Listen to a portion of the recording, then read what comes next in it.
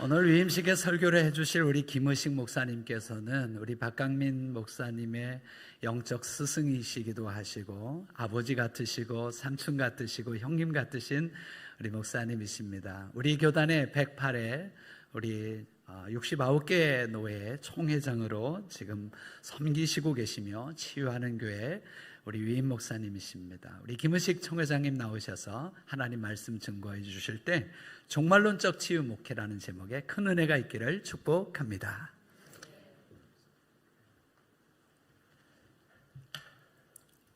먼저 주님 사랑하시고 귀하게 쓰신 박강민 목사님의 일신교회 목사임을 진심으로 축하드립니다.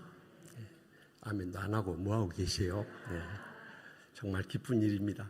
부족한 종이 치유하는 교회에서 24년 목회하면 36명의 동생들을 시집 보냈는데요. 강남에는 진출하기가 너무 벽이 두텁고 높았어요. 그런데 하나님의 은혜로 이렇게 강남까지 진출하게 돼서 너무 감사하고 하나님 아버지께 영광 돌립니다. 그런데 우리가 목회에 나가는 오늘의 현실은 말세의 마지막 때가 돼서 저희 목회할 때보다 훨씬 힘들어졌어요. 그러나 우리가 박강민 목사하고 같이 목회하면서 늘 지향했던 것이 우리가 치유 목회를 해야 한다 했어요. 왜냐하면 우리 인생을 불행과 고통으로 몰고 가는 세 가지 요소이고 또 예수님께 십자가에서 이 세 가지를 담당해 주셨는데, 먼저는 우리의 영혼의 죄악뿐만 아니라 마음의 상처와 육신의 질병까지 치유하지 않으면 우리가 날마다 천국의 축복과 행복의 감격 속에 살 수 없기 때문이에요. 그런데 오늘 본문 말씀 가운데 이제 만물의 마지막이 가까웠다는 거예요. 이 말씀에 주님 오실 때가 가까워지니까 점점 사람들의 마음이 강팍하고 완악해져요. 디모데후서 3장 1절에서 5절에 나와 있는 바와 같이 말세에 고통한 때가 되어버렸어요. 그래서 사람들이 얼마나 강팍하고 완악해졌는지 몰라요. 예수 믿는 목사나 장로나 권사나 집사나 오히려 술 마시는 세상 사람들보다도 속이 좁고요. 매사가 부정적이고 비판적이고 막 달려들어요. 그러니 어떻게 할 것이에요, 여러분? 그래서요, 아무리 보험금에 눈이 어둡다고 남편이 마시는 차나 국에다가 청산가리를 넣어버려요. 그래서 저는 그 사건 뒤부터는 저희 집사람이 차나 국을 끓여오면 꼭 맛보라 합니다. 혼자 안 죽으려고. 이렇게 사랑하는 아내도 믿기 어려운 세상이 되어버렸어요. 그러니 누구를 믿고 살겠어요? 이렇게 사람들의 마음만 강팍하고 완악해진 것이 아니라 세상 되어진 일들 봐보세요. 누가복음 21장 이 11절에 경고하고 있는 바와 같이 곳곳에 큰 지진과 기근과 전염병이 있겠고 또 무서운 일과 하늘로부터 큰 징조들이 있으리라고 하신 말씀이 그대로 성취되고 있잖아요. 이렇게 이 우주적인 종말만 임박했는 것이 아니라 개인적인 종말도 임박했다는 걸 잊지 마시기 바랍니다. 그래서 잠언의 27장 1절에 너는 내일 일을 자랑하지 말라. 하루 동안에 무슨 일이 날런지 너희는 알 수 없음이니라. 그러니까 저는 새벽에 일어나면서 가장 먼저 드리는 기도가 하나님 아버지 오늘 또 살려주시니 감사합니다. 아멘 안 하고 있다가 죽고 나서 후회하지 마시오. 여러분 살아있는 게 감사해요. 왜 우리 주님께서 우리를 지금까지 생명을 연장시켜 주셨냐 이 말이에요. 이제 말세 종말론적인 치유 목회를 감당해야 사명이 저와 여러분에게 있는 줄 믿습니다. 그러면 어떻게 이 종말론적인 치유 목회를 감당할 것인가 하는 것이죠. 먼저 본문 7절 말씀 다 같이 읽겠습니다. 만물의 마지막이 가까이 왔으니 그러므로 너희는 정신을 차려 근신하여 기도하라. 아멘. 이제 목회를 해 나가다 보면요, 목회는 사탄과 영적 싸움이기 때문에 갖가지 문제들이 끊일 날이 없어요. 정말 목사가 죽어지지 않고는 한순간도 버틸 힘이 없어요. 왜 목사라고 하는지 아세요? 목사가 안 돼봤으니 어떻게 알겠어? 목을 내놓고 사는 사람이라서 목사 그런 거예요. 그렇게 어렵고 힘든데 내 힘으로 능력으로 이건 불가능한 거예요. 그래서 날마다 엎드려서 십자가 붙잡고 메어달려 부르짖는 길밖에 없어요. 그래서 저희는 치유하는 교회 함께 동역하면서 늘 동생 목사님들 강조하는 적어도 우리가 하루에 1시간 이상은 기도하지 않았어요. 우리가 새벽에 6시에 통성기도 들어가면요 7시까지는 어떤 목사도 이동이 없습니다. 다 엎드려서 주여 주여 울부짖는 거예요. 그래서 지난 24년을 버텨온 거예요. 사실 제가 그토록 기도를 강조했던 이유는요, 주님께서 도와주지 않으면 한순간도 볼 수 없기 때문이었어요. 저 자신도 46년 전에 죽을 병에 걸려서 하나님의 기적적인 기도의 응답으로 성령의 불 받고 주의 종의 길을 걸어오게 되었지만요, 지난 46년의 세월 순간순간마다 부서지지 않고는 감당할 수가 없었어요. 특별히 치유하는 교회에 부임해서도요, 얼마나 그때 어려울 때였습니까? 여기 우리 치유하는 교인들도 와 계셔서 아실 것이요. 그래서 기도해도 그저 싸움에 그치지 않고 고소를 제가 그 교회에 가서 59건을 겪었으니까 별로 놀라는 표정들도 아니시오. 예. 고소를 안 당해봐서 그래요. 내가 오직 이 고소를 당해서 고통스럽으면 그렇게 좋아하는 과자 고소미를 끊었겠어요. 그런데 그 어려움 속에서 점점 마음의 상처가 깊어가니까 신체적으로 이 협심증이 나타났어요. 언제부터인가 한 3년 지날 때 정도 됐을 때 바늘로 콕콕콕 찌르는 통증이 나타났어요. 그런데 그때만 새벽에 하나님 아버지 제 가슴이 아픕니다. 가슴 좀 낫게 해주세요. 그렇게 몇 달 동안 기도했는데요, 어느 날 새벽 기도 인도하고 목양실에 와서 말씀을 이렇게 묵상하는데 갑자기 이 심장이 굳어지면서 호흡이 안 되는 거예요. 그래서 내가 여기서 쓰러지면 안 된다는 생각으로 그 뒤에 있는 창문 커튼을 제끼고 문을 열고 엎드렸어요. 엎드려서 하늘 쳐다보면서 숨을 못 쉬니까 말로는 기도 못하고요, 영어로 기도하는 거예요. 하나님 아버지, 저를 불러가신 것이 주님의 뜻이라면 제가 어떻게 하겠습니까? 그러나 저 죽는 것은 상관없지만은 이 불쌍한 양떼들 주의 종만 바라보고 있는데 저를 불러가시면 저 양떼들이 어떻게 되겠습니까? 하고 부르짖는데요, 눈물이 그냥 하염을 쏟았죠. 근데 숨을 안 쉬니까 그대로 쓰러져 죽어가는데 마지막 이제 내 영혼을 주여 받아 주시옵소서 기도하기 직전에 숨통이 툭 하고 터지는 거예요. 아, 이제 내가 정말 신체적으로 감당할 수 있는 한계가 왔구나. 그래서 그때 영적인 장로님들 가운데 선임이신 한재호 장로님한테 전화를 했어요. 장로님, 제가 오늘 새벽 조금 전에 심근경색이 와서 죽을 뻔했습니다. 아무래도 이번 주 사순절이 시작되니까 기도원에 좀 다녀오겠습니다. 그랬더니 목사님 그렇게 하시라고 그래요. 그래서 임시당회를 소집해가지고 제가 이제 사순절 기간 동안 40일 동안 기도원에 좀 다녀오겠다고 했더니 영적인 장로님들은 말씀한 게 달라요. 목사님 그동안 3년 동안 하루도 못 쉬고 고생했는데 기도원 좀 다녀오십시오. 좀 푹 쉬었다 오십시오. 그래요. 근데 육적인 장로들 뭐라 한 줄 아세요? 목사가 기도 안 하니까 교회가 이 모양이 이 꼴이지. 당장 가서 기도하고 오라고 그런 거예요. 그래가지고 제가 치유하는 교회 가서 3년 만에 처음으로 만장일치로 결의된 건이 목사 기도원에 보내는 거였어요. 그런데 제가 처음에는 강화에 있는 갈매산 금식기도원에 갔더니 정말 기도원에 갔는가? 관리집사 둘이를 보내가지고 확인하러 보냈더라고. 그래 동생도 기도원에 간다면 꼭 기도원 가야 되네. 딴 데 세면 안 되네. 그래서 하는 수 없이 그 기도원에서 나왔어요. 나가지고 동생들한테 전화해서 어디 조용히 기도할 데 없는가 그랬더니 그 연동교회 수양관을 소개해 주더라고요. 그래서 거기에 짐을 풀고 뒷산에 올라가서 하늘 쳐다보면서 하나님 아버지 하고 부르는데 눈물이 쏟아지는 거예요. 한마디 기도 못하고요, 그냥 저녁 해질 때까지 눈물만 흘리다 왔어요. 그 다음날 또 기도하러 아침에 그 뒷산에 올랐는데 하나님 아버지 하고 나면 눈물만 하염없이 흘러내리는 거예요. 한 주간을 그렇게 주님께서 저를 가슴에 묻어둔 상처를 다 꺼내서 치유하는 과정을 겪더라고요. 그래서 20일 금식하고 20일 보식하고 13kg가 빠져가지고 이제 성금요일에 왔어요. 그래서 우리 성도들이 그때는 구성전에 700석에 가득 차가지고 이제 담임 목사 기도원에 갔다가 오니까 보고 싶어 가지고 왔어요. 그래서 저도 강단에 서서 사랑하는 성도 여러분 너무 보고 싶었습니다. 이 말을 꺼내려고 하는데 사랑하는 성도 여러분하고요 그냥 강단에서 엉엉 울었어요. 우리 성도들도 같이 엉엉 같이 울었어요. 그리고 우리 교회는 바닥을 치고 일어서게 된 줄 믿으시기 바랍니다. 그래서 저는 마태복음 17장 21절에 기도와 금식이 아니면 이런 유가 나가지 아니하느니라. 암송 못하면 아멘이라도 하세요. 네.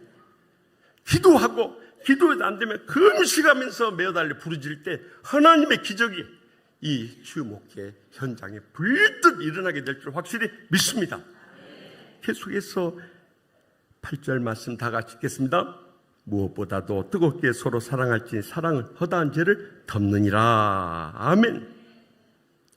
저는요 늘 마음속에 공대를 나와서 그런지 성경을 읽으면서 주님 왜 이때 말씀하셨습니까? 왜 이때 이 사건을 터뜨리셨습니까? 여쭤보는데요.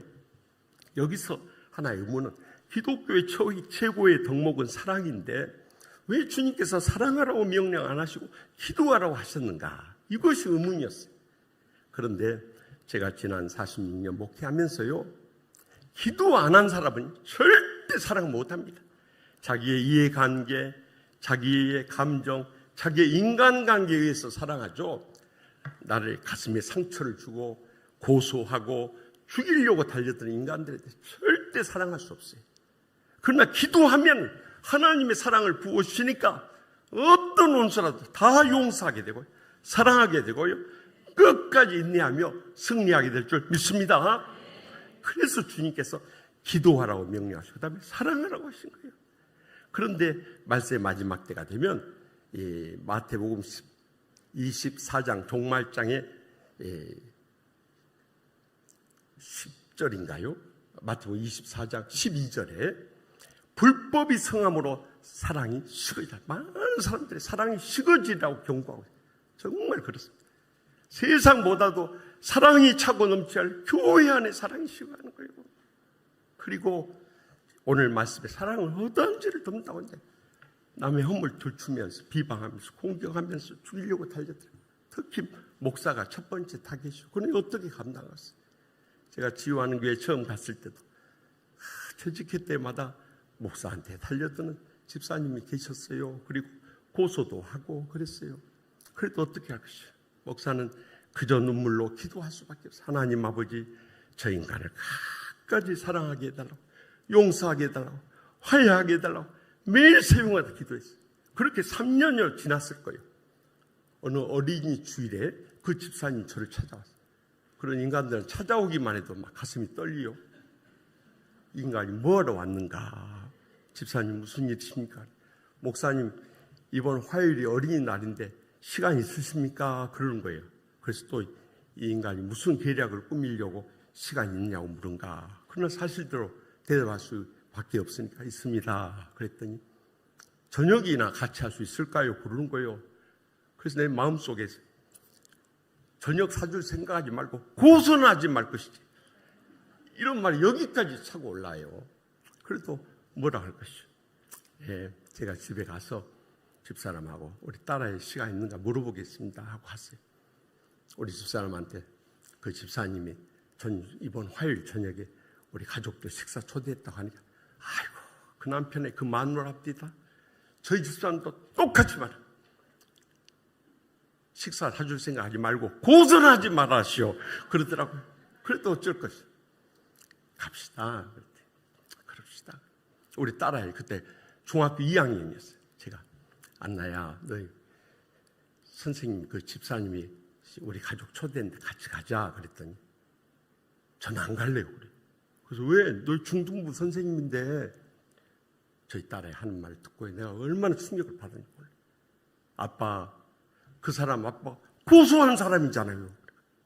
저는요 집에 와서 교회 이야기 한마디도 안 합니다. 왜냐하면 저만 불행하고 고통스러우면 됐지 왜 집사람이나 딸아이까지 상처 줄 일이 뭐가 있냐 이 말이에요. 그런데 친구들 통해서 이미 다 듣고 알고 있었던 거예요. 그 순간 눈물이 핑 도는 거예요. 그래서 그래도 가야지 그랬더니 아빠 저는 사람 미워하는 죄를 범하고 싶지 않으니까 엄마 아빠만 다녀오세요 그런 거예요. 그래서 저희 딸아이 더 이상 상처 주기가 싫어서 그럼 그렇게 하자 그러고 갔어요. 그 약속된 장소로 식당으로 안내를 받고 갔어요. 방문을 열고 들어가지 않았어요. 여기 앉으시자고. 딱 앉자마자 그 집사님이 정말 놀랍게도요. 제 앞에서 무릎을 다 꿇는 거예요. 그래 목사님 제가 죽을 죄를 저질렀습니다. 제가 지금까지 목사님 바로 세우고 교회 바로 세우려고 그렇게 목사님 괴롭히고 힘들게 했는데 제가 얼마 전에 꿈을 꿨습니다. 꿈속에 주님이 나타나 저를 얼마나 호되게 야단을 치던지요. 김 목사가 네 종이냐? 내 종이니라. 김 목사가 바로 쓰지만 내가 치리할 건데 왜 네가 나서서 김 목사를 괴롭히냐. 그렇게 하시더라고요. 거기서 얼마나 눈물로 통에 자복했던지요. 꿈에서 깨어났는데 눈물이 젖어 있더라는 거예요. 아, 이거 예산 일이 아니구나. 스스로 회개하고 마음의 결단을 했답니다. 그래서 목사님 모시고 이 말씀 전해드리기 위해서 오늘 왔다는 거예요. 제가요 집사님 끌어안고 얼마나 눈물이 쏟아지던지. 이제 주의 종의 길을 가려고 할 때 힘들고 어려운 일 많지만은 끝까지 살아가면서 인내하는 것입니다. 섬기며 주님의 심판을 기다리는 것입니다. 그것이 진정한 사랑의 삶이에요. 그래서 사랑장인 고린도전서 13장 4절과 7절을 보면 사랑은 오래 참고 모든 것을 믿으며 모든 것을 바라며 모든 것을 견디는 이라로 끝나는 거예요. 사랑은 한마디로 인내입니다. 우리 박 목사님 인내 잘 하지만 끝까지 인내하면서 섬겨 나갈 때 이 치유목회의 열매들이 더욱더 풍성해질 줄 믿습니다. 마지막 세 번째는 9절에 10절에 서로 대접하기를 원망 없이 하고 각각 은사를 반대로 하나님 여러 가지 은혜를 맡은 선한 청지에 서로 봉사하라 하고 명령하고 있어요. 이 말씀의 마지막 때가 되면 다 자기 중심적이고요. 물질에 대한 욕심이나 자기의 편안이나 또 자식들만 생각하고 심지어는 강아지 또 챙겨야 되니까 얼마나 힘들 것이요. 그러다 보니까 주님과 고통당하는 이웃들 위해서 봉사에 대해서 점점 물들어져요. 그래서 목회가 힘들다는 거예요. 그래도 주의 종은 솔선수범해서 봉사하는 거예요. 저는요 장로님 권사님 가정에 태어났는데 우리 부모님이 군에서 제일 가는 부잣집이었어요. 별로 안 믿는 표정들을 지은데 어떻게 알 것이요. 그런데 우리 부모님이 저희 오남매 자녀들에게 유산은 한 푼도 안 남겼어요. 그런데 가장 소중한 신앙의 유산을 남겼어요. 그 한마디로 말하면 봉사의 삶의 모범을 보여주신 거예요. 여러분 봉사의 삶이 사실 말씀을 깊이 묵상하면 정말 영적으로 깊은 의미를 내포하고 있습니다. 첫 번째 봉사는 영어로 worship service라고 해서 예배의 봉사예요. 하나님 경배하는 봉사예요. 예배를 중시 여겨야 되는 거예요. 근데 말씀의 마지막 때가 되면 이 예배를 소홀히 해버려요. 그래서 저희는 코로나19 때도 3년 동안 예배를 빠지지 않고 쉬지 않고 또 이제 강서 양천에 제일 큰 교회다 보니까 이 TV 방송국에서 소문을 듣고 하여튼 안 온 방송국이 없었어요. 근데 앞문을 잠가놓고 뒷문으로 교회들 다 받았어요. 그래가지고 이 구청에서나 시청에서 나오면요 각 방마다 이렇게 분산해서 나오고 그래가지고 나오면 엎드려 하면 다 그리고 지나가고 나면 일어나세요 하고 예배를 드렸어요. 그래서 우리는 이 성전 예배의 신앙을 지켜갈 수 있었던 거예요. 말씀의 마지막 때가 되면은 이 히브리서 10장 25절의 경고하고 있는 바지. 모이길 피하는 어떤 사람들의 습관같이 하지 말고 오직 그날이 가까움을 볼수록 더욱 그리하자 하신 말씀입니다. 예배 충성 다할 수 있길 바랍니다. 두 번째 봉사는 오퍼링 서비스라고 해서 물질의 봉사예요. 사람들이 이제 말씀의 마지막 때에 물질 아까워서 못 받죠. 하나님의 11조부터 도둑질을 하니 어떻게 목회할 수 있겠어요? 그러니까 정말 교회가 재정적으로 점점 힘들어진 거예요. 세 번째 봉사는 우리가 물질이 없어도 피지컬 서비스가 있어요. 신체적인 봉사할 수 있어요. 이름도 없이 빛도 없이 교회에 섬길 일이 얼마나 많이 있냐 이거예요. 저는 저희 부모님의 신앙을 본받아 가지고요, 하나님 앞에 바치고 나누고 베푸는 일, 저 나름대로는 최선을 다해왔어요. 우리가 성전 건축할 때도 한 4년 가까이 사례 받지 않고 제가 밖에서 강의하고 집회하고 저희 집사를 150만 원씩 갖다 주고, 그리고 나머지는 사토다 부었어요. 이번에 부총회장 출마할 때도 우리 당회에서 만장일치로 추대해 줄 때 제가 한 가지 요청했어요. 제가 두 가지만 부탁드리겠습니다. 첫째는 저 퇴직금 먼저 가불 해 주십시오. 그래서 그 1억 5천이 됐다. 두 번째는 우리 교인들 좀 모금할 수 있도록 해 주십시오. 그랬더니 한 2억 5천 모금, 4억이 됐다. 먼저 11조 4천만 원부터 하나님께 바쳐버렸어요. 3억 6천 남더라. 3억 6천을 어떻게 부총회장 선거합니까? 10억, 20억 드는데. 그래서 하나님 아버지, 저 이거 쓰고 안 들면은 하나님의 뜻으로 알고 순종하겠습니다. 그랬어. 이 강남 지역이 지금까지 부총회장 경선율이 제일 높은데, 명성교회 김사만 목사님도 그때 3분이 나왔어요. 그러니까 지금까지 강남 지역에 단독 후보가 없어요. 그런데 하나님께서 역사하시니 한 10명이 하마평에 오르다가 결국엔 아무도 안 나와버리더라고요. 그래요. 그 덕에 부총회장 됐어. 제가 내세울 게 뭐가 있습니까? 그런데 하나님께서 세우시니까 돈 안 들이고 부총회장 되더라 이거예요.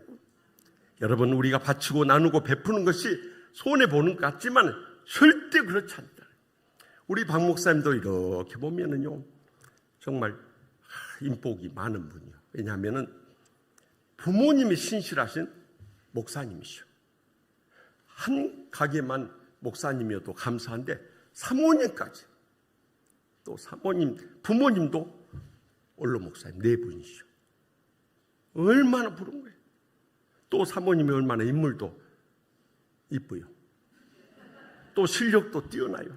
그래가지고 지금 우리 총회와 MOU를 맺고 RTA 영어 성경 공부 그 프로그램을 지금 이 선교지까지 널리 전하고 있지 않습니까?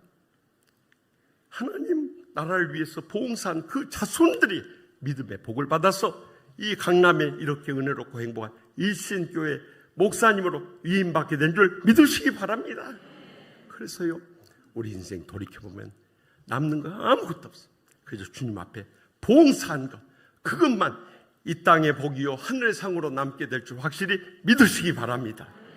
저는 이제 부총회장, 총회장하고 그리고 교회를 퇴임하고 학교로 돌아갈 마음을 가지고 우리 후임 목사까지 이렇게 세워놓았습니다만, 요즘에는요, 이제 내가 이 세상 떠나서 주님 배울 때 어떤 모습으로 세야 할 것인가 늘 생각하면서 총회장의 사명을 감당하고 있어요. 그런데 제가 기도하는 가운데 떠오르는 한 장면이 있었어요. 여러분들 보신 분도 아시겠지만 10여 년 전에 1000만 관객을 동원했던 국제시장이라는 영화를 여러분 기억하실 거예요. 황정민이 그 역할을 한 덕수라는 소년이 저기 흥남에서 피난 올 때, 그때 미국 빅토리호를 타고 오는데 가족들이 오다가 이 막내 여동생을 잃어버렸어요. 그래서 아버지가 그곳에 남게 됩니다. 그러면서 이 덕수에게 그럽니다. 덕수야, 네가 어머니 모시고 동생들 남매 데리고 부산에 도착하게 되면 그곳에서 혹시라도 아버지를 못 만나게 되면 평생도록 가장의 역할을 해야 된다 하고 부탁을 해요. 덕수는 그것을 꿈에도 잊을 수가 없어요. 그래서 내려와서 저기 국제시장에 꽃분이네 양품점을 차리고 일생을 어머니를 모시고 두 남매 동생들을 길러낸 거예요. 그런데 이 남동생이 서울대 들어갔는데 등록금이 없으니까 저기 독일 탄광에 가서 몇 번이 고생해서 학장을 모아서 다 졸업할 때까지 뒷바라지. 또 여동생이 이제 결혼해야 하는데 혼수 자금이 없으니까 월남전에 가가지고 이 장애를 잃으면서 돌아왔어. 그 뒷바라지를 합니다. 그런 가운데 이제 세월이 흐르고 자신도 백발이 하얀 노인이 됐어요. 한번 어머니 모시고 가족 잔치가 베풀어졌을 때 이제 동생네들 자손들까지 다 가서 기뻐하고 있을 때 혼자 건너방으로 건너갑니다. 그리고 아버지의 영정을 이렇게 쳐다보면서 그 피난 올 때 시절을 회고하는 거예요. 그러면 덕수가 아버지 나 잘했지 그랬어요. 가장으로서 역할 잘하지 않았나. 근데 그 다음 말이 저를 울려버렸어요. 아버지 근데 나 억수로 힘들었대 하면서 이렇게 우리 지혜종의 길이 겉으로 볼 때는 정말 대접받고 존경받고 사랑받는 것이 같지만은 그 길이 얼마나 멀고 험난한 고난의 가시밭길이라는 거예요. 우리 교인들은 그것을 모를 때가 많아요. 그러나 지혜종의 길을 가보면은 이것이 주님 먼저 걸어가신 십자가의 고난의 길이구나 하는 것을 날마다 체험하며 살아가지 않을 수 없어요. 저도 그때 그 장면을 보면서 어떤 생각이 들었냐면 먼저 하늘나라 가신 우리 아버지 천국 문 앞에서 배울 때 그 고백을 할 것 같았어요. 아버지 나 잘했지요. 근데 억수로 힘들었습니다. 그 말 할 것 같아요. 우리가 주님 만날 때도 그럴 거예요. 이 땅에서 대접받지 못하고 존경받지 못하고 사랑받지 못한다 할지라도 주님께서 우리를 끌어안아 주실 때 그 품에 안겨서 한없는 눈물을 흘리면서 지난날 해고할 거예요. 그때 주님께서 우리를 이렇게 위로하실 것입니다. 잘하였도다. 착하고 충성했던 좋아. 내가 적은 일에 충성해서 많은 것을 내게 맡긴 내 주인의 즐거움에 참여할지어다. 그 칭찬과 영광과 소망이 있기 때문에 오늘 또 내일 또 이 종말론적인 치유 목회를 이루어가면서 영광 돌리면서 승리하게 될 줄 확실히 믿습니다. 기도하십시다. 감사하신 하나님 아버지, 우리 박강민 목사님과 선호경 사모님을 사랑해 주셔서 지금까지도 목회 잘 하게 해주시고 또 이렇게 은혜롭고 행복한 일신교회에서 목회할 수 있도록 은혜 베풀어 주심을 감사하옵나이다. 우리 박 목사님을 위해서 지금까지 눈물로 기도해 오신 양가 부모님, 목사님 네 분들을 두 손 들어 축복 내려주시고 이루하여 주시며 천국의 소망 가운데 장수의 복으로 함께하여 주시옵소서. 또한 우리 박강민 목사님 가정을 위해서 간구하는 모든 기도 다 들어주실 줄 믿습니다. 우리 박 목사님 이제 말씀의 마지막 때 종말론적인 치목회 나갈 때 주님 바라보면서 깨어 기도하게 해주시고 원수라도 뜨겁게 사랑하면서 선한 청지기로서 봉사하며 목회에 나가게 하여 주시옵소서. 우리 온 장로님, 권사님, 집사님, 성도님들도 합심 합력하게 해주시고 우리가 함께 그 십자가의 길을 걸어감으로 인해서 우리 일신교회를 통해서 이 지역을 복음하고 민족을 구원하며 열방을 선교하는 데 크게 쓰임받으며 영광 돌리게 하여 주실 줄 믿습니다. 성령님께서 이 시간 이후에 우리 박 목사님 네 분의 영역을 7배나 더해 주셔서 더 풍성한 교회로 기뻐 받아주실 줄 믿사오며 예수님의 이름으로 간절히 축복하며 기도합나이다. 아멘.